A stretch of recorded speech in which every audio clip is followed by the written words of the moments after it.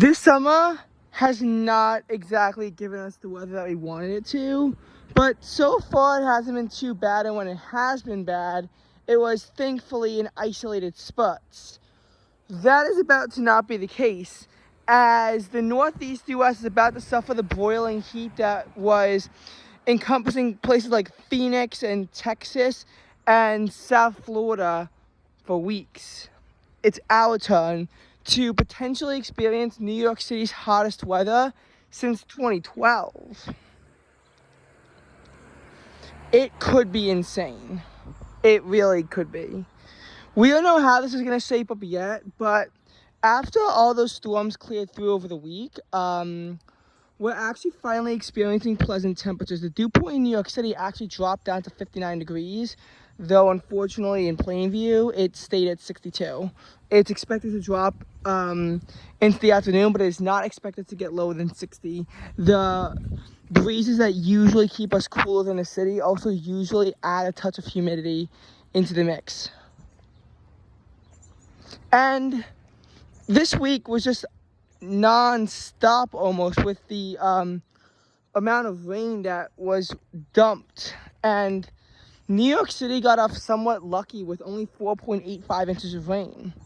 My location, again, has only received a pretty flat 2 inches because most of the storms have pretty much mostly avoided us for the most part. Islip, further east, has been plagued with over 6 inches of rain for the entire month of July, which could make it one of their wettest Julys on record. Big part of that is the fact that they were in the epicenter of the flash floods on July 16th. And that wasn't the only big incident that we saw either. Hartford, enough flash floods came down to make it their wettest July on record. And that could be the same across other New England cities.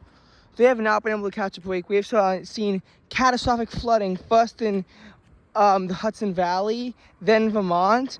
Catastrophic flooding also occurred in eastern Pennsylvania.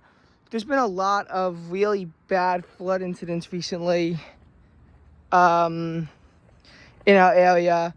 But that also meant that the heat was kept at bay a little bit. And we really haven't seen anything more than a casual heat index in the low 90s, which sucks, but it's not unbearable in that same sense. The heat index really has done a good job of staying mostly below 90, and it's actually allowed for some somewhat pleasant weather. I mean, you know, here's the thing though. We haven't seen any heat waves so far this July in New York City, and yet the temperature, which has been kept below, which only hit 93 so far this month, was still in a position in which the month is still over 2 degrees above average, and an average temp of 79.4 would be enough at this point to make this our 14th hottest July on record. Only 0.1 degrees off from 2022, a month in which every single day in July had a high above 80, and this July is actually going to get pretty close to that. Although we already saw a day with a high of 78, so that wouldn't be possible.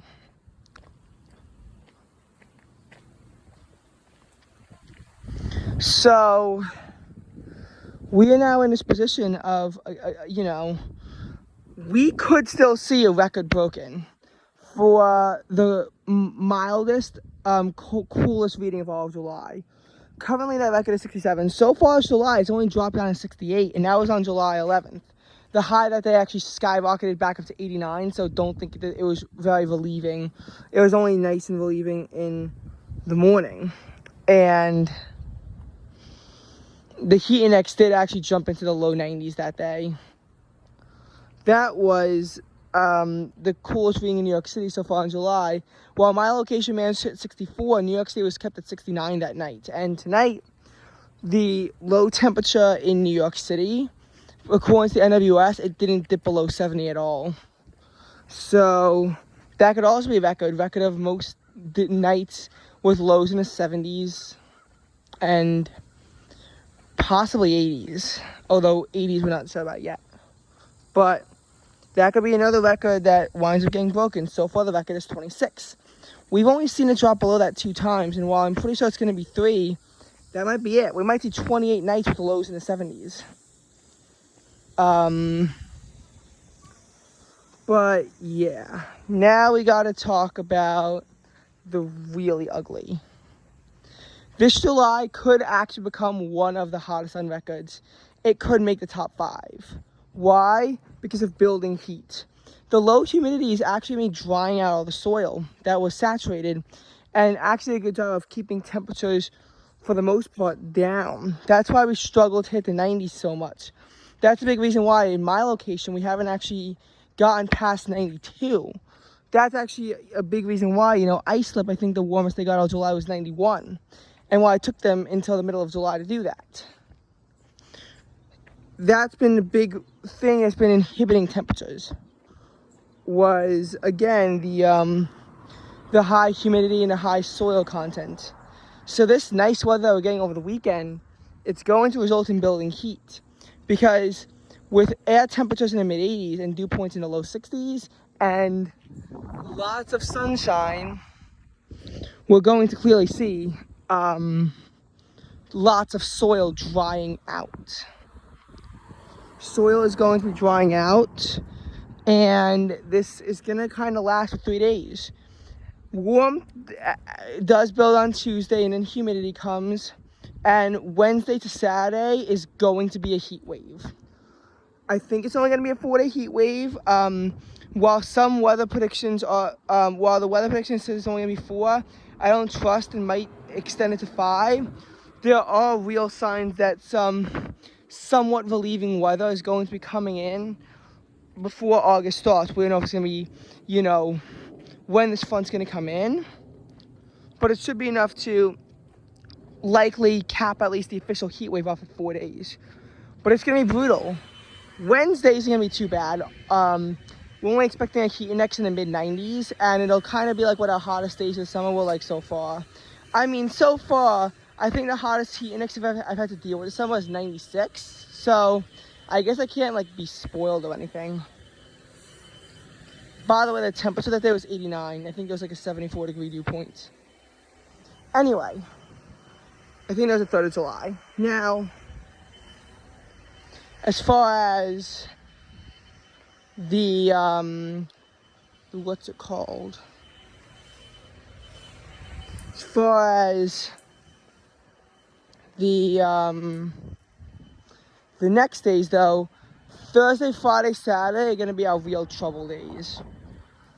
All 3 days have the potential for a heat index to exceed 100 degrees. They all probably will, or at least 2 of those 3. For my suburb, that is really saying something. We're expecting the temperature to get to 94 degrees on Friday with a 103 heat index.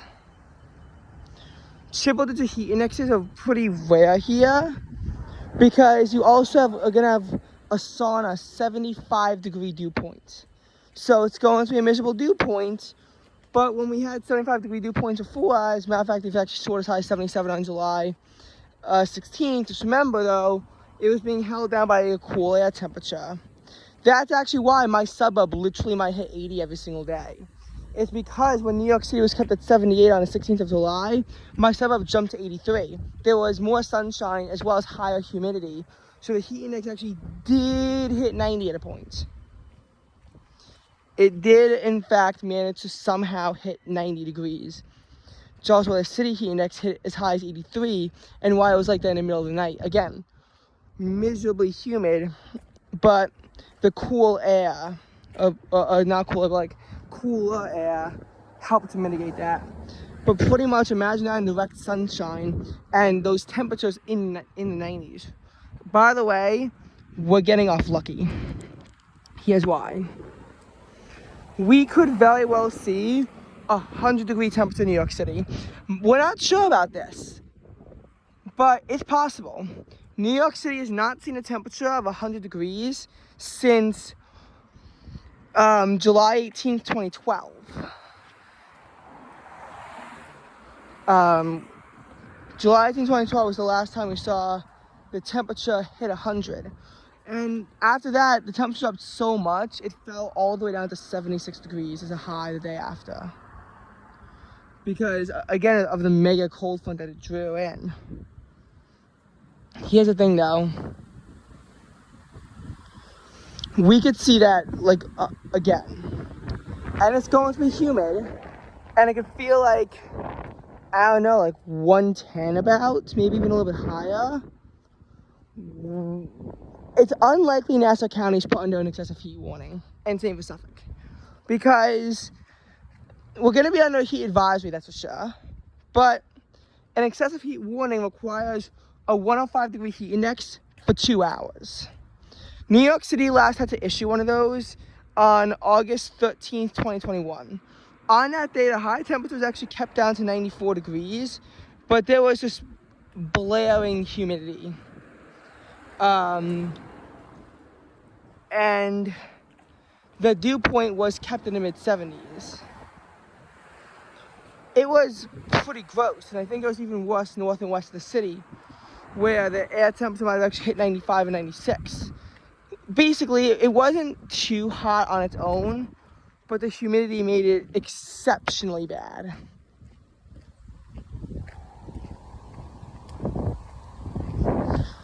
So New York City was put under an excessive heat warning.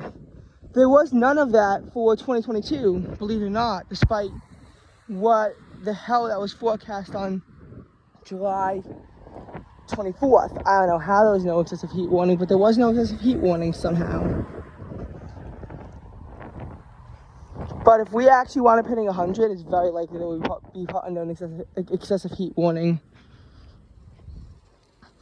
And the low that day is forecast to be 78 in the city. So they already are in a good jumping off point to have extreme heat. And it's just going to keep building. We'll forecast the heat index might hit 90 at 9 a.m. And it might not fall below 90 until around 8 p.m. That's typical of something like the South, where for nearly half the day the heat index is kept above 90. But that's rare in the New York metropolitan area. There's probably some kind of severe thunderstorm on Saturday to come in and end this. Sunday should be, again, a pleasant day. Sunday the 30th. But, again, we're just not too sure.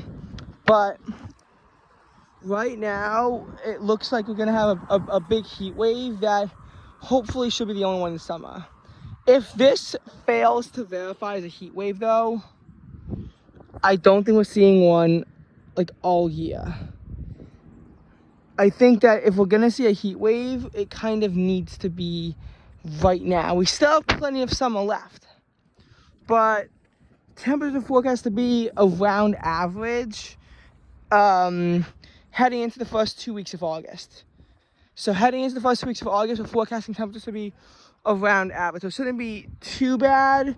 We'll have, of course, those annoying days, maybe a bit of a flushing period mixed in there too. It shouldn't be too bad. We're not forecasting anything long term. But we have to make it through all of this first before, the other side. So, and we've actually kind of gotten close to having heat waves before this year. A lot of people thought that July 7th could be enough to make it an official heat wave in New York City, but the high only hit 87. And during that, my summer only hit 91. So we really only hit a 90 air temp like once or twice. Even in New York City, they've only hit 90, I think, 6 times this year. 2 of them were in April. One of them was at the beginning of June. I mean, like, the time we hit 90 in April was really anomalous and weird. And again, it really just goes to show you how the summer, it's been hot, but it's been because of the consistent heat. Like, again, if July 68 or above the whole month, that would be record. But it looks like we're not having any kind of extreme heat yet. But that could change. And if this were to actually verify with that triple digit high temperature, I don't think this July is going to be enough to, I don't think it's going to be enough to make this July the warmest on record.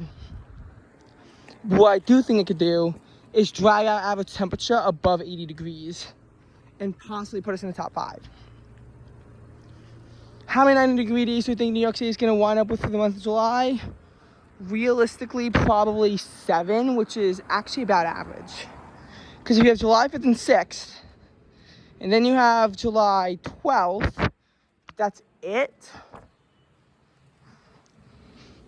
Then that's 7. And 7 is right around the average. 7 is right around where it should be. You should have 7 90-degree days in July. So it's not that.